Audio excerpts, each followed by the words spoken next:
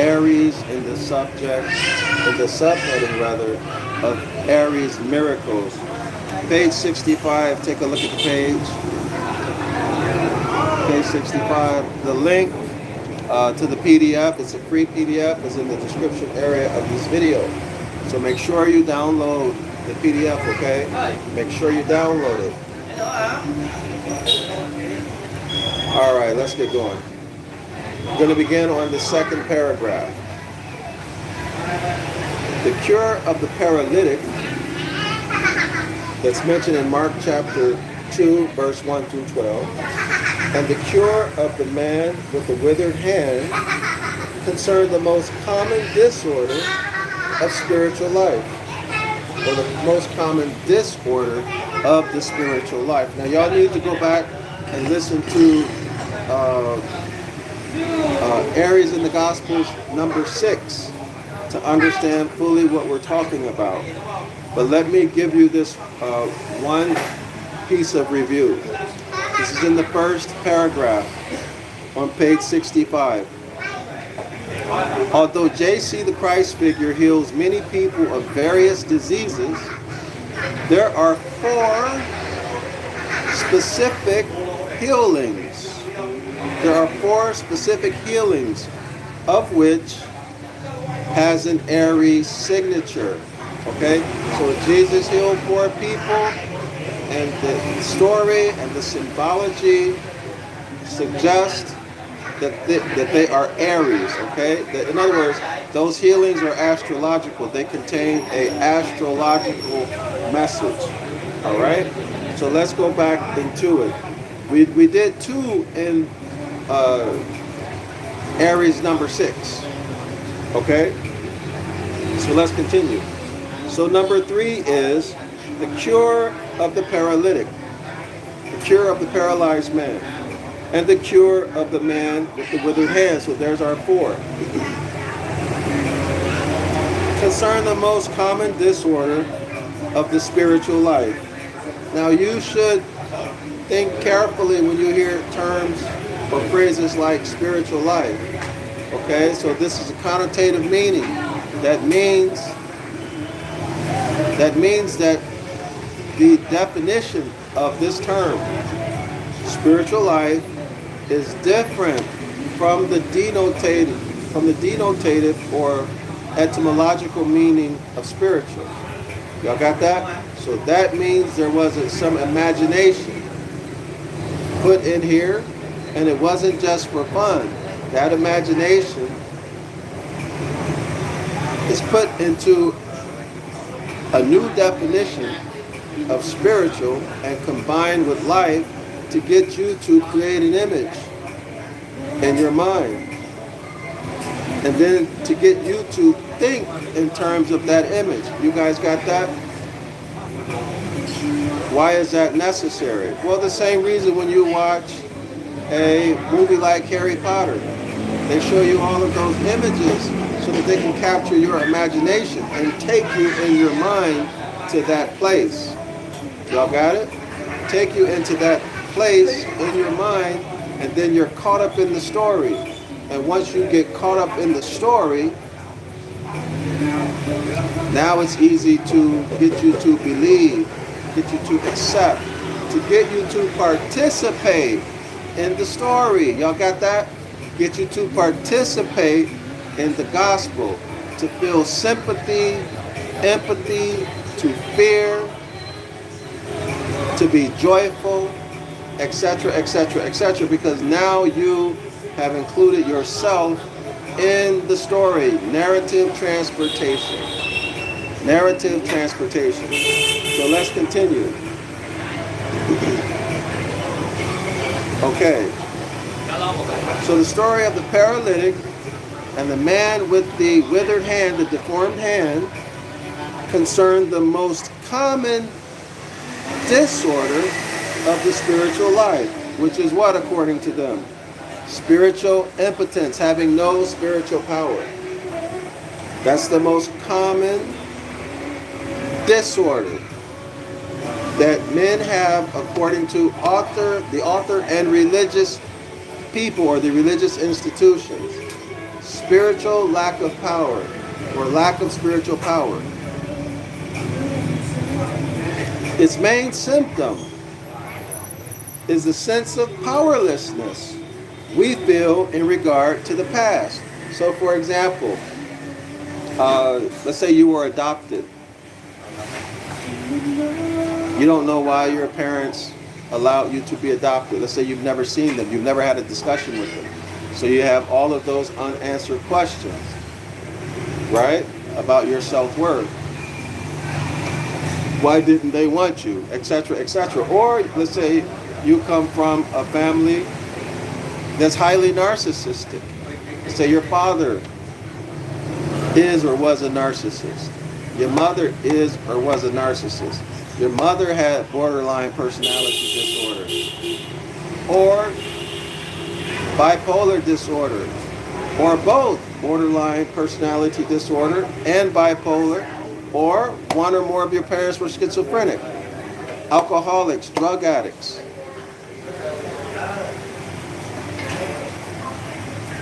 And you suffered because of that. And you haven't been able to let it go. So it's holding you back. Sometimes you feel like you want to cry and you don't know why.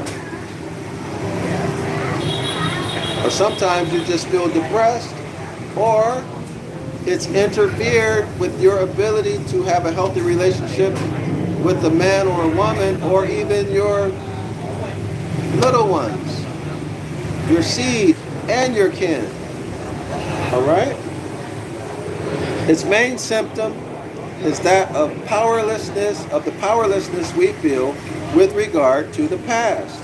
We tell ourselves, and we are told, that we are victims of our circumstances, our parents, our culture. For example, these so-called black people in America. The so-called black people will not support each other. They will not try to build something together. Let one of them, now I'm talking generally speaking. Let me focus on a subculture. Let's say Hebrew Israelites and Christians, or even the Muslims. Let one of them learn a little something about anything.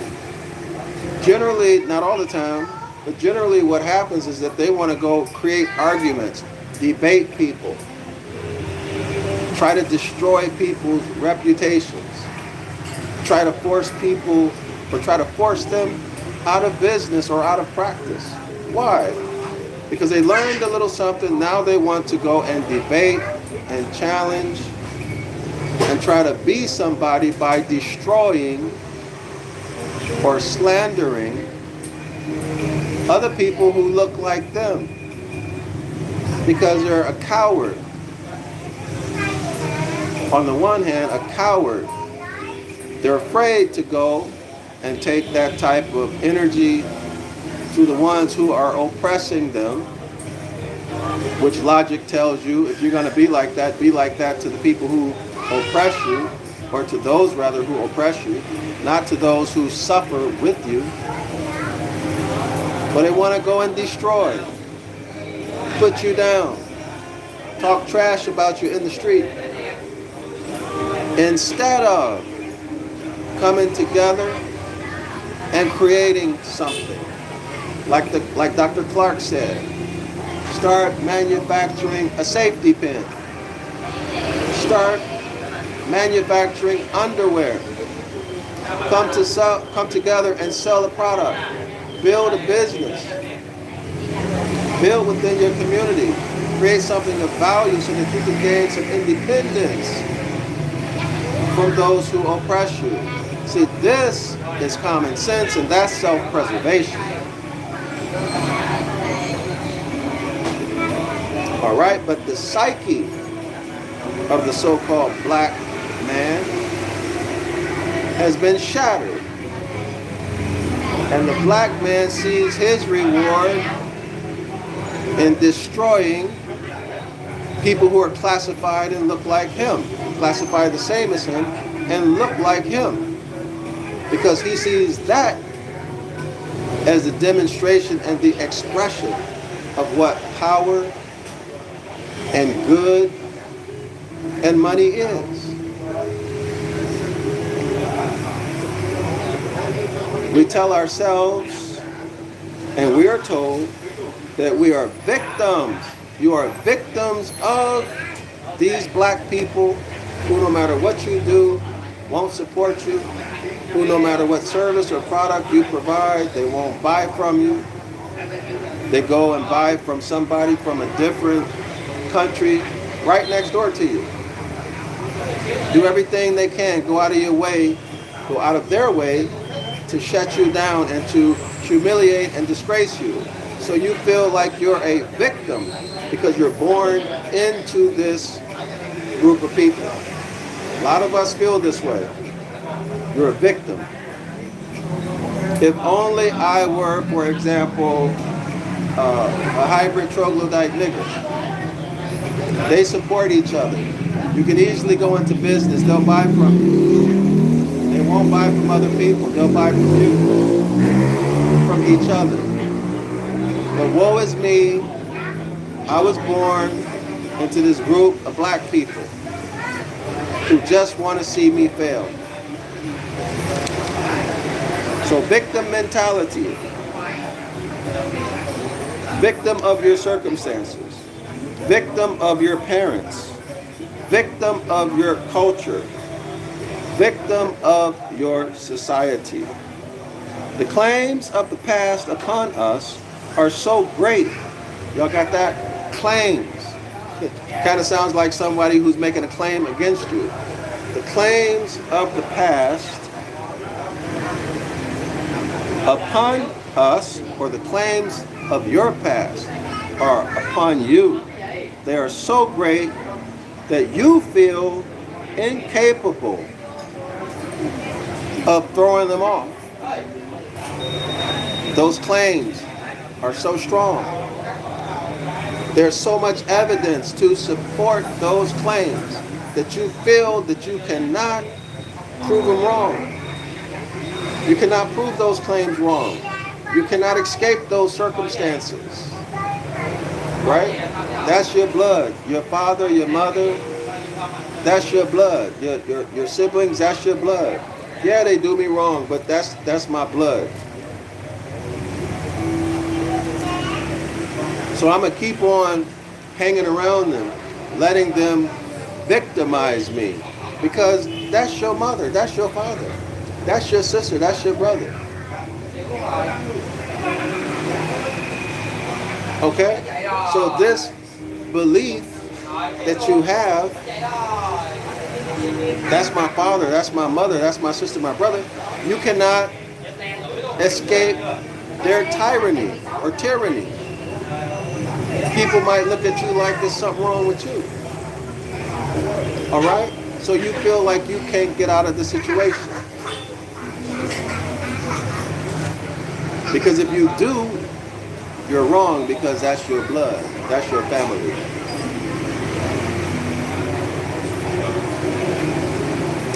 All right?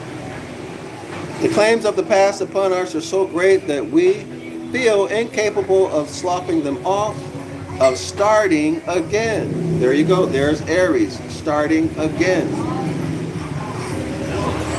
Of taking control. Again, that's a sign of Aries, right?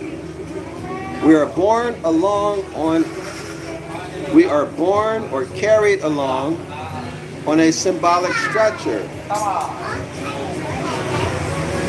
Carried by other people. Unable to make our own decisions. Tangled up in a web of other people's power and influence. Y'all got that? I'm not going to read it again, but you all read again what the author said and see if you find yourself, or if you can see yourself now or in the past, and hopefully not in the future, being in this situation that the author is talking about. What he's calling spiritual impotence. The symptoms of spiritual impotence. Let's continue. It's too late to change now. Can't teach an old dog new tricks. It's too late to change now or so we think. Quote, I've always done things this way, end quote.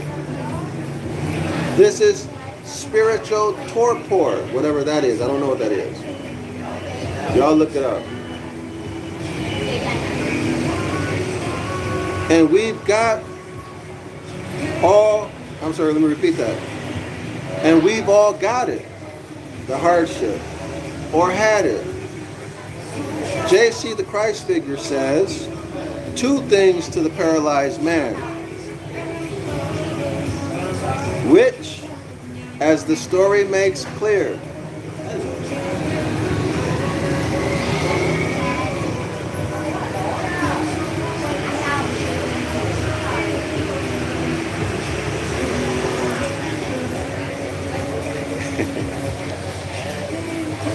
all right, let's do it again.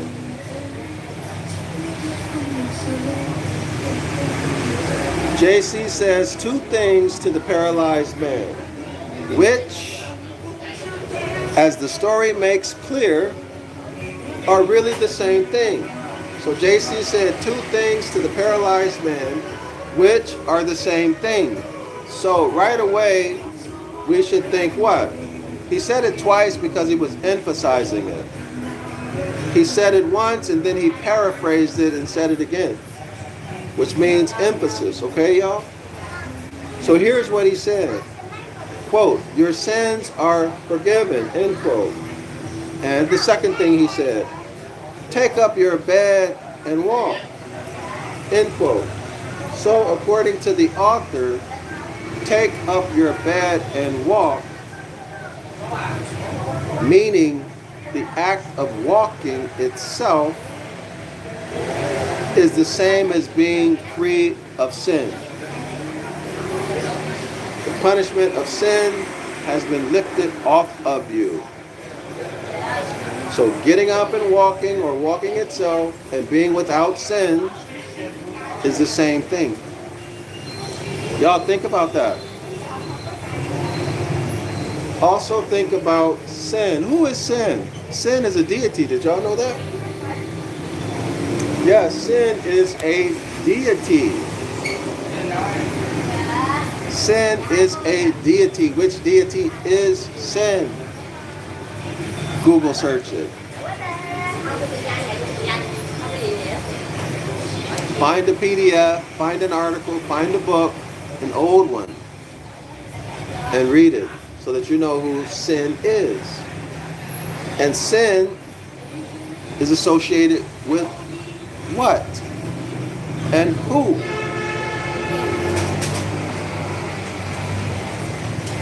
Knowing this information will open your eyes. Sin, S-I-N and S-Y-N, sin. No matter how you define it. Breaking the law, missing the mark, what else? However you want to define it, right? Doing wrong, anything that's wrong, cussing. Synagogue.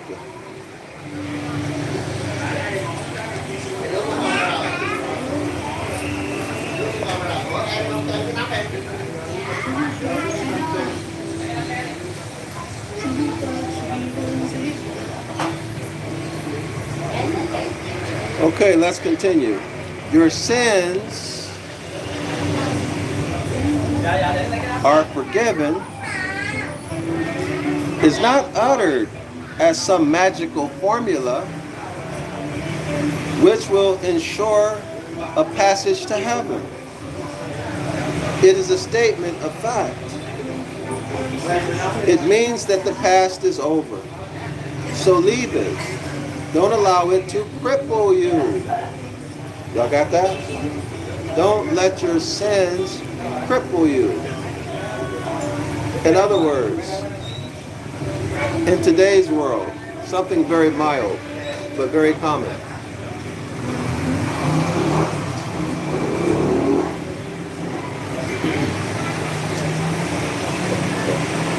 Suppose a man or a woman who's been hurt. They've been hurt by their lover, their husband, their wife, boyfriend, girlfriend, whatever.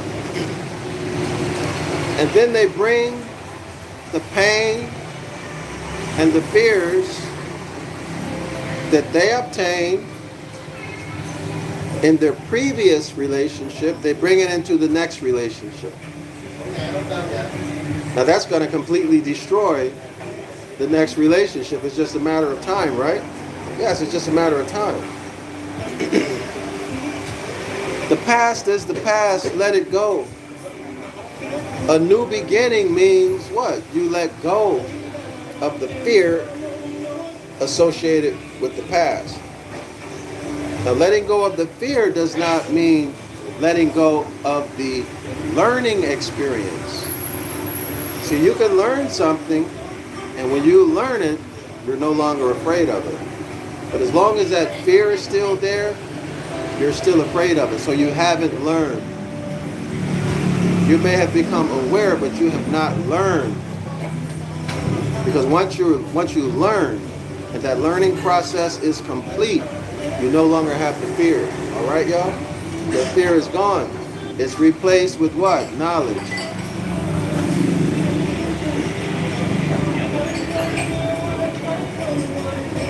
Your sins are forgiven is not uttered as some magical formula which will ensure a passage to heaven. No, it is not. Okay. It is a statement of fact. Your sins are forgiven means that the past is over, so leave the past in the past. Past is past. Don't allow your past to cripple you now. Don't allow your past to cripple your future. It will destroy you. Don't let your past continue to blight your present or your future. And take up your bed and walk means get up, grow up, stop being a victim. Leave your comfortable but debilitating habits and start to transform your life now. Y'all got that? In other words, let go of the comfortable situation where you're used to the pain. You know what to expect, you're used to it, so you can keep in that cycle. That cycle. The only thing changes is the name and the face of the person involved. You stay there. And the cycle continues. Only there's a new boyfriend, new girlfriend, but they have the same characteristics. And you repeat that cycle over and over. And at some point you begin to realize that you are in a cycle, right? At some point you realize you need to break the cycle. But most people are not willing to make the changes that are required to break that cycle. In other words, they're unwilling to embark upon a new beginning because they have adjusted to and are used to the pain. They accept it, and they prefer that pain that they know than an unknown future. Okay? In other words, it don't hurt bad enough, y'all. It don't hurt bad enough yet to make you or to force you to change. But that is what Aquarius does, right? Aquarius beats you down so much until you either expire or you tap out. Right? You tap out. Change your mindset because you tap out. Okay? So let's continue. Take up your bed and walk means, quote, get up, grow up, stop being a victim. What happened to you as a child, that's over with. You're no longer a child. That only exists in your memory and the memory of the people who were involved in it. Okay? And those strategies that you use to survive, to protect yourself, to feel happy as a child are no longer appropriate for you as an adult. Okay, you need new strategies now. So grow up. Stop being a victim. Leave your comfortable but debilitating habits and start to transform your life now. This same idea is reinforced in the story of the man with the withered hand. What better image is there for the restoration of full control to one who is approaching life with a diminished sense of personal power? Especially if that's your right hand, right? Your right hand is debilitated, well, you can't do anything, right? You need to retrain your left, okay? Y'all get his point? So let's continue. These are undoubtedly Aryan themes, okay? So those 4 healings, undoubtedly, according to the author, are astrologically Aries, based upon the stories and the symbology. These are undoubtedly Aryan themes, but Aries appears in an apparently inconsequential element too. The paralyzed man is lowered down to JC through the roof of the house. Okay, now the author has that in italics. The paralyzed man is lowered down to JC, the Christ figure, and then in italics, through the roof. That's the end of the italics of the house. In the zodiacal man, Aries rules the head, and so by analogy, the top of anything. So Aries is the head of the man, and so therefore the head is the top of the man, right? Or the roof of the man. Okay? In the zodiacal man, Aries rules the head, and so by analogy, the top of everything, including roofs. What looks like a memorable, authenticating detail is yet another zodiacal signature. So y'all got it. Another symbol or signature of the zodiac sign Aries is the man being lowered down to JC, the Christ figure, through the roof of the house. The 4th miracle, the cure of Peter's mother-in-law, is dealt with below. All right, so the withered hand and the paralyzed man, that's only one combined. So we've covered 3 so far. Now let's take a look at the zodiac signs of the man. Hold on. So y'all take a look at this.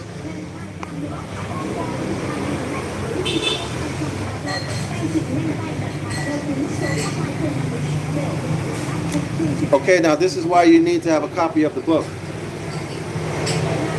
Okay, now you'll see at the top, there's Aries. The top of the man's head is Aries. Take a look. Take a look at the top of the man's head. It's Aries.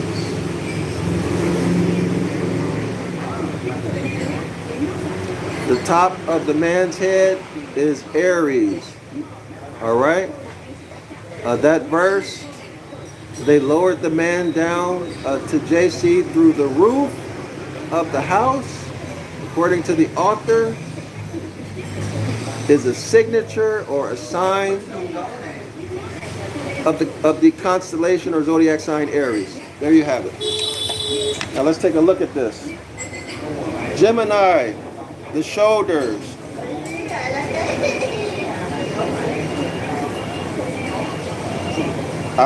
I'm just going to go through what I think is interesting. The crab looks like the genital areas. Now, isn't that interesting? The crab. Aquarius appears to be, well, you know what? I'll do this another day. I'll go over these signs another day. I'm going to call it quits here. So we'll begin our next lesson. The next video, the deacons of Aries. This is the next video, the deacons of Aries. Okay, guys? Let's see. So, we're moving right along. We'll begin the next video with the deacons of Aries. I'm DrYasapa. I enjoy doing these videos for y'all. I hope y'all appreciate them as much as I do. Nobody should accept anything they hear or read without first thoroughly understanding it and analyzing it to make sure or to discover whether or not the author's conclusions are right, logical, rather, and factual. All right? So what you do with this information, that's up to you. My only interest is to bring it to you. Okay? To bring it to you. Which I have done and am doing. So if y'all want to support my project at Zion Law School to write the book of the law back into Ibaryath and from Ibaryath into English, and to remove all Jeremiah 8:8 occurrences. That means to remove the lies, the insertions, the deception, the mythology, etc., etc., etc., to present it in English as it is written in Ibaryath, to show you exactly what it means. No added stuff. No added stuff. Just give it to you straight, and you can take it or leave it. All right? Now, for this project, I'm inviting any scholar who wants to participate. You got to know what you're talking about. To put in footnotes any alternative view and the basis for that view into our book of the law. Okay? The book is not for me, the book is for our people. The book is for our nation, okay? Not for me. It's for our nation. I don't care if you believe in JC, the Christ figure. I could care less about what you believe. I'm not interested in what you believe. I'm interested in the topic, okay? That's it. I'm interested in the topic. Let me repeat it. I don't care what you believe. It means absolutely nothing to me in terms of producing this publication. As long as you understand the topic, you are welcome, you are invited to put any alternative viewpoint in the footnote of the verse or word, whatever that you have an issue with. Okay? Doesn't make a difference. As long as it's reasonable, you know what you're talking about.